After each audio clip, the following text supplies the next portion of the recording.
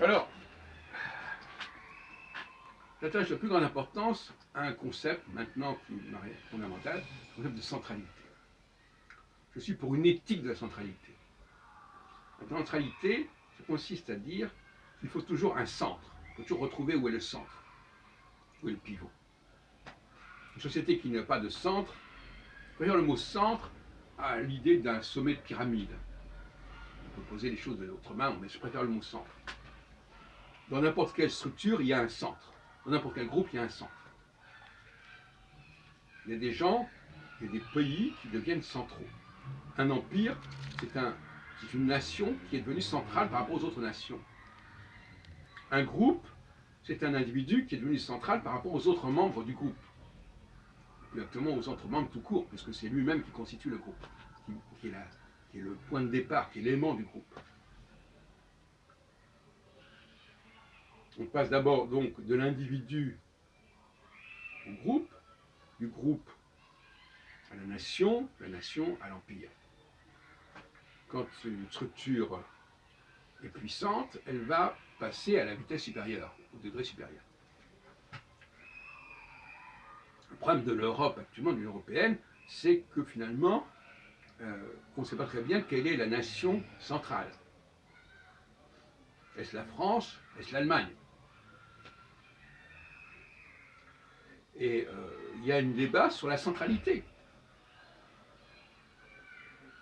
Le Brexit, c'est aussi lié au problème de la centralité. L'Angleterre, c'est un pays qui a une certaine idéologie de la centralité, qui a été un empire, la France aussi. Donc ce sont des nations qui ont un goût de la centralité. Et tant que l'Europe n'aura pas trouvé son centre, tant qu'il n'y aura pas une nation qui sera imposée sa centralité, dont la centralité sera reconnue, il y aura une crise de l'Europe, de l'identité européenne. Et ce n'est pas simplement une commission à l'américaine, FBI, etc. Ça ne suffit pas.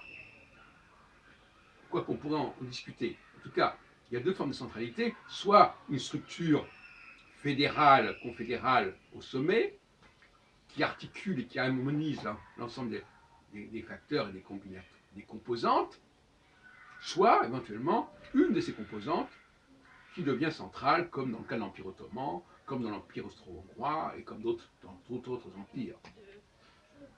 Même l'Empire allemand, c'est avant tout la Prusse, un des États allemands, qui l'emporte. Donc c'est toujours comme ça que ça se passe.